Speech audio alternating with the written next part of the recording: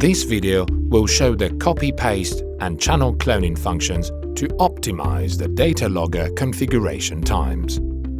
To use these functions, OMNIAlog must be set in config.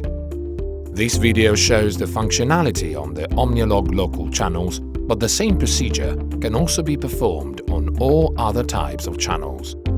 Selecting channel configuration and then locals from the left menu, the table containing the summary of the local sensors will be opened. In this video, for example, the first channel is configured. Selecting it with the selection tick will activate the copy button on the left side of the table. Pressing on this button, the configuration of the selected channel will be copied and kept in memory. Again, using the selection ticks, select the channels on which you want to copy the configuration to activate the paste button, always on the left side of the table. Pressing this button, the previously copied configuration will be written to the selected channels.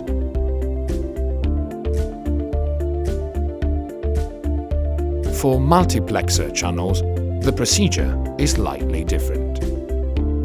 By going to a multiplexer, here multiplexer 1, it is possible to clone any channels already entered.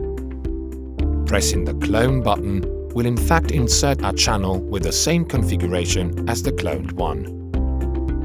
In the multiplexer, the clone function is used instead of the copy-paste to respect the order of insertion of the channels.